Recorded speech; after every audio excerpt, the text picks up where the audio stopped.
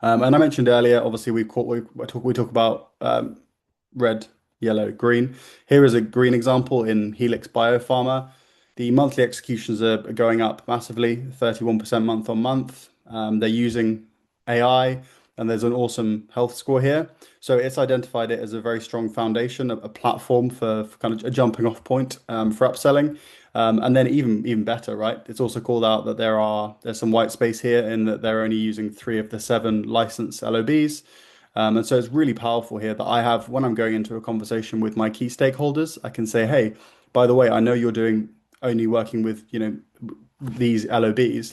Please could we speak to your R&D team or your clinical or your finance team? And I think being able to point a person in the right direction or have a good understanding about their business and what maybe SnapLogic can do for them is really, really powerful. And again, here you can see here it's called out that there was a in the board meeting minutes that there's a phase 3 trial data pipeline project.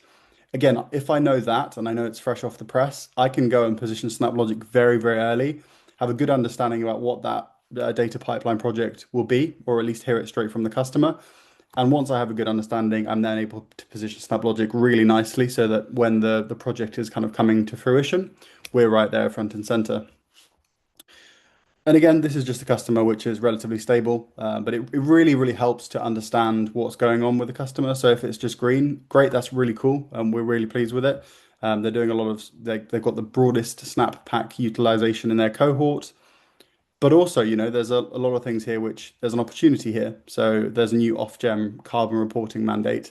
And so it's really cool. I can go into different areas of business. I think also this really helps to become multi-threaded.